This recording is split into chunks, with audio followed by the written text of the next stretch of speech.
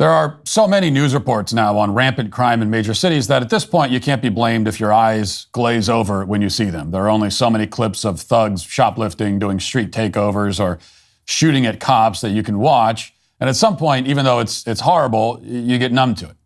But one recent report from CNN on property crime in San Francisco stands out. We played part of this clip a couple of weeks ago on the show, but here it is in full context. Watch. San Francisco businesses fed up with crime. One sandwich shop owner is calling for action after he says he was attacked outside his store. He says he yelled at a man to stop urinating on his trash can and then was sucker punched. His Instagram post about the incident has now gone viral. I'm fed up with this city. It's like, I can't just be outside and just running a business without getting punched in the face. It shouldn't be this way at all. Like, this isn't how our city should be. Now, it's not clear what was said before the altercation or whether there's even video of it, but San Francisco police have said they are investigating. It comes as some stores are locking up everything from coffee to frozen food to try to combat theft. Our Kyung Law visited one Walgreens that's hit by shoplifters more than a dozen times a day. It happened 3 times while she was inside. Richie Greenberg walked into a San Francisco Walgreens when he saw in the frozen food section this.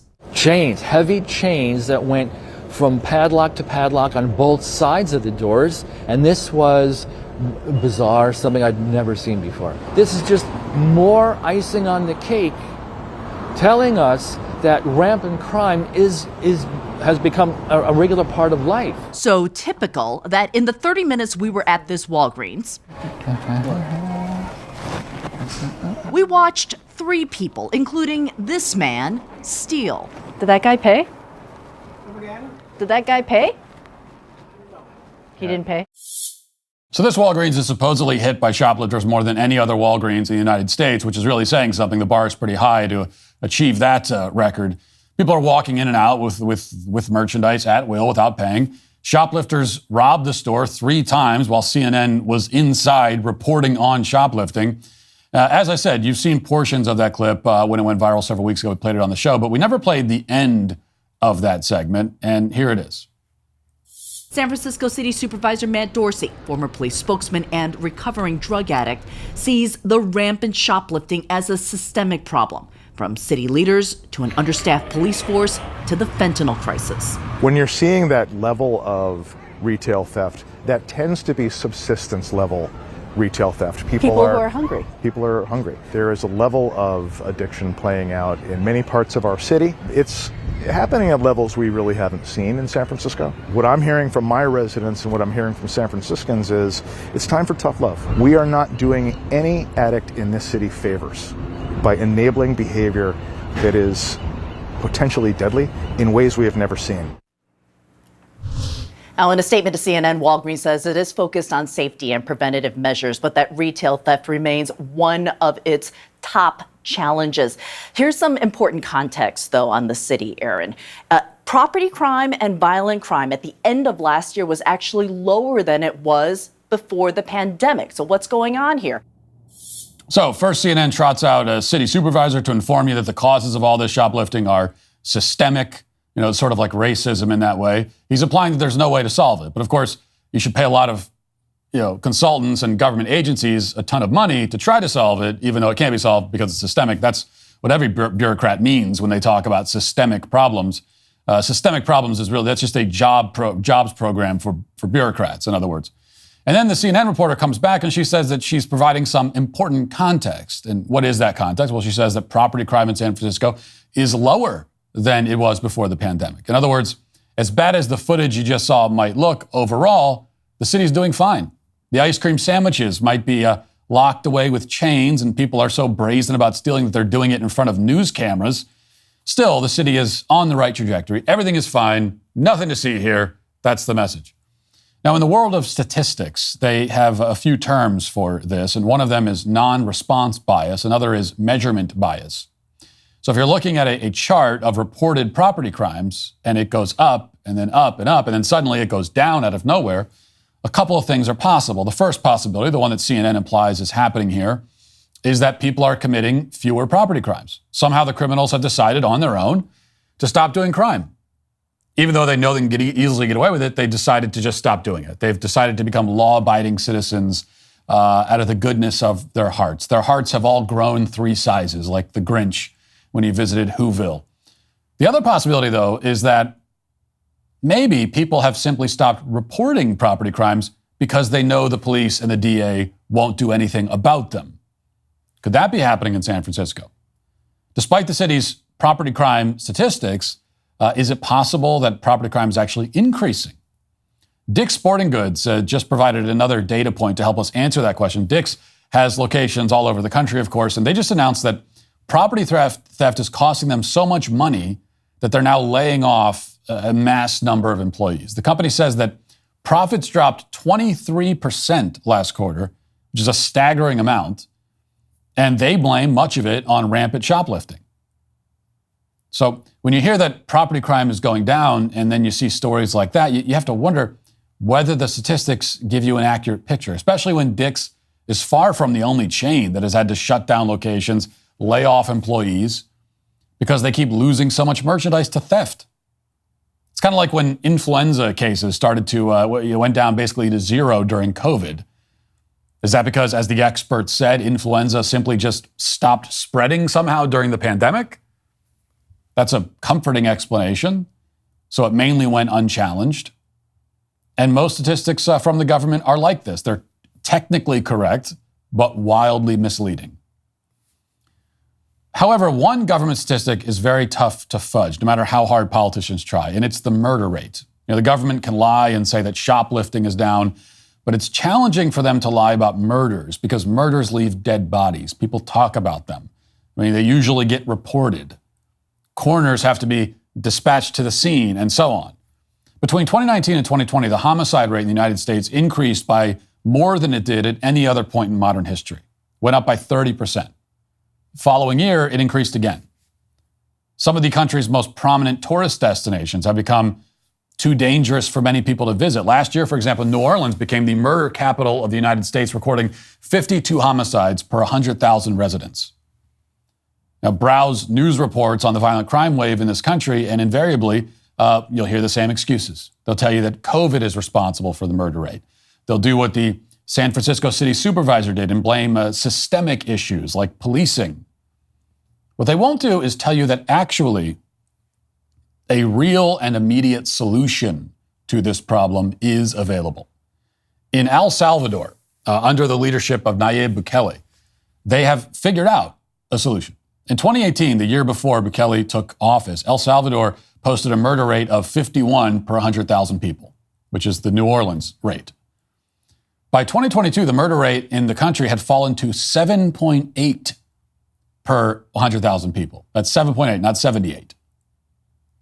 This chart, we have a chart here we can show you that shows the magnitude of the decline. You can see that the murder rate was decreasing before Bukele took over, but he took it to an unprecedented low level. I mean, this is a homicide rate now in El Salvador that's significantly lower than what you'll find in several major American cities. And these are not cooked numbers, okay? You know that because Nayib Bukele is overwhelmingly popular in El Salvador. People know that murders are down. They know that they are safer in their communities because they live in these communities. They don't need the government to tell them about it. El Salvador accomplished this massive reduction in homicides, if you can believe it, by doing something radical. They decided to start punishing criminals. Specifically, Bukele implemented something called the Territorial Control Plan, and phase 1 of that plan involved flooding high crime areas with heavily armed police officers. Many criminals with gang affiliations, often indicated by their tattoos, which are often on their face, easy to see, went to prison. Officials paraded them before cameras in a humiliation ritual. This has been an integral part of El Salvador's strategy for years. Just a few months ago, Bukele uploaded a video which shows gang members in one of the super prisons he's constructed to house them, kind of showing you how it works in these prisons. And we'll play a quick clip of that. Here it is.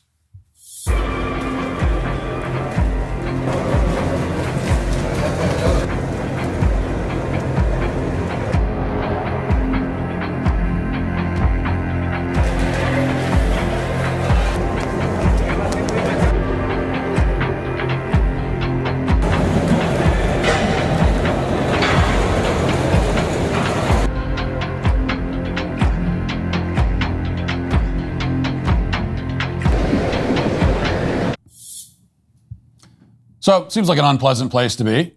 And El Salvador's government has not relented in the past few years. In fact, this summer, El Salvador's Congress approved new rules allowing the trial of up to 900 gang members simultaneously to expedite the otherwise slow-moving judicial process. You know, before giving our dog rough greens, he was so sad and lazy, and now he actually enjoys his squeaky toys and playing fetch with his Frisbee. Our pup's days are filled with laughter, exercise, and endless fun, and it's so important to me that he has fun. It's the most important thing in the world to me. Naturopathic Dr. Dennis Black, the founder of Rough Greens, is focused on improving the health of every dog in America. Little did I know before I got Rough Greens, dog food is dead food. Everybody knows nutrition isn't brown, it's green. Well, let Rough Greens boost your dog's food back to life. Rough Greens is a supplement that contains all the necessary vitamins, minerals, probiotics, omega oils, digestive enzymes, and antioxidants that your dog needs. You don't have to go out and buy new dog food. You just sprinkle Rough Greens on their food every day. Dog owners everywhere are raving about Rough Greens. It supports healthy joints, improves bad breath, boosts energy levels, and so much more. We are what we eat, and that goes for dogs too. Naturopathic Dr. Dennis Black is so confident Rough Greens will improve your dog's health. He's offering my listeners a free Jumpstart trial bag so your dog can try it. Free Jumpstart trial bag can be at your door in just a few business days. Go to roughgreens.com/Matt or call 844-ROUGH-700. It's RUFF greens.com/Matt or call 844-ROUGH-700 today. Now, in some publications, including the National Review and various left-wing outlets, you'll find alternative explanations for how Bukele lowered the murder rate so quickly. And one popular theory is that all these harsh measures are not reducing crime. Instead, the theory goes, Bukele struck a secret deal with the gangs that convinced them to stop committing crimes. And there's some truth to that. Bukele did indeed try to negotiate a truce with MS-13 and other gangs. But as CNN reported last year, citing an expert in Central American affairs, quote, there is some consensus among security watchers that Bukele's truce with the gangs fell apart in late March 2022, which prompted the MS-16 to do the killing spree to pressure the government to give concessions. So Bukele's latest crackdown followed the breakdown in negotiations, and still, violent crime remains low. The crackdown has saved lives, there's no question about it. Other Central American leaders are now looking to model El Salvador's approach. There's no question about that either. The only remaining question is whether saving these lives and restoring order to society and making communities livable again is worth a few sacrifices. Most notably, is it worth sacrificing some of what we in modern Western society consider to be humane standards for imprisonment? Is it worth sacrificing some of those standards? In response to that question, the media has answered unanimously in the negative. The Sun, for example, just published a lengthy piece lamenting the conditions in El Salvador's prisons. Inmates are crammed together like sardines, the Sun says, quote, in each 100 square meter cell, around 75 crammed inmates sleep on metal cabins and are forced to share just 2 toilets and 2 sinks. Several other outlets have run similar stories in recent days, talking about how terrible it is in these prisons in El Salvador, how it's all a human rights violation. Here's the BBC, for example. Watch. Relatives of those detained have been desperately trying to find out what's happened to them. I saw the video on Facebook and I was going through it, pausing and rewinding. He was almost unrecognizable, so very thin. I only knew it was him by his tattoos. Angelica says her husband has no links with gangs. She's heard nothing further about him since he was arrested under emergency powers brought in March 2022 by President Bukele. Through satellite imagery, data released by the Salvadoran government, and documents seen by BBC Mundo, we've gathered information about the site. There are 8 cell blocks monitored by 19 watchtowers. Inside the cells, the beds are metal plates, and there are 2 toilets open to the room. So far, the authorities say they have transferred 4,000 prisoners to the jail and that there is capacity for up to 40,000. The BBC has found that at full capacity, each person would have 0.58 square meters of space. The International Committee of the Red Cross recommends 3.4 square meters in a shared cell. Okay, so this prison does not live up to the standards of the Red Cross or the UN or any Western human rights watchdog group. It's very, very uncomfortable to be in prison in El Salvador right now. So uncomfortable, in fact, that it might even make you think twice about joining a gang in that country to begin with, which is obviously the point. Now, with that said, we hear from someone in the clip who claims that at least one of the inmates, her husband, has no connection to gangs. He's an innocent man caught up in the crackdown, caught up in the net. And we have no way of assessing whether that story is true, obviously. We don't know. Is this person innocent or guilty? How do we know? But if we're being honest, we probably can assume that some non-violent people, even some innocent people, have been caught unwittingly in this net. Some of them may be innocent. True. I mean, anytime the government assumes emergency powers and arrests more than 70,000 people without ensuring their due process rights, it's bound to happen. And yes, it's almost certainly true that many of these inmates live in conditions that would make Amnesty International extremely squeamish. There's no reason to paper over that. But that's not where the discussion ends or where it should end. The question that follows is a simple one, though it's rarely discussed. And the question is this: would you rather have a safe society where a few innocent people are imprisoned, or would you rather have a very dangerous society where only a few guilty people are imprisoned? Ben Franklin famously answered a version of that question. He said, it's better for 100 guilty persons to escape than one innocent person to suffer. And we hear people repeat this mantra unthinkingly all the time, but Ben Franklin didn't address what happens when all those guilty people get out of prison and make it impossible for innocent people to live their lives. What happens when allowing guilty persons to escape means that innocent people can't start businesses or use the subway or go to the store, walk down the street, or guarantee the safety of their children? What happens when letting the guilty go free means letting them randomly assault elderly people or carjack women at the stoplight or execute gas station cashiers for the few dollars in the cash register? That's unfolding now in major cities all across the country. It's happening so often that CNN is capturing it on camera unintentionally. This is not the high-trust society that existed in the 19th century. When Barack Obama was in office, he made a habit of calling difficult decisions, quote, false choices. He said that we should, for example, reject the, quote, false choice between our security and our ideals. But the truth is that there are hard choices to be made when weighing our security against our ideals. This is not a false choice. There are actual trade-offs you have to make. And there's no sense in lying about it. As Richard Hanania pointed out recently on his Substack, sometimes a slavish devotion to ideals gets a lot of people killed, and it ruins livelihoods. Nobody wants to talk about that, but it's true. And as more criminals act with total impunity, it's getting hard to ignore. Besides, the other point here is that nobody can claim that they really have a zero tolerance for, for example, innocent people going to prison. We like to say that, well, we can't allow a single innocent person to go to prison. Because the only way to bring that number down to zero is to have no prisons at all. If you have any kind of prison system, there's going to be that kind of unintended consequence regardless. It's going to happen. And we all accept that tacitly. We have to, or we cannot have a civilization. But we're currently in the process of losing our civilization, and it's in part because modern Western people have a totally upside-down view of these kinds of trade-offs. Or they're so naive that they think that we can have no trade-offs. But that's not the case. You can't get around it. Either you emphasize justice, social order, and punishing criminals, and you deal with the collateral damage that comes with this harsher and more brutal approach, or you emphasize tolerance and acceptance and rehabilitation and forgiveness, and you deal with the collateral damage that comes with that. You will get the collateral damage either way. There's no way around it. In the former case, it means that you'll have a safer and more orderly society where people can live their lives and your children can walk outside without fear. But criminals will be made very uncomfortable and will be treated in ways that are sometimes quite ugly. And in the latter case, criminals will be more comfortable and prisons will not be such an ugly place, but your communities will be unlivable cesspools. As I've said before, there will be ugliness in society no matter what. You can choose to contain it in prison or you can let it loose on the streets. You will have it, the ugliness, whether you like it or not. The question is, where do you want it? In prison or outside your front door?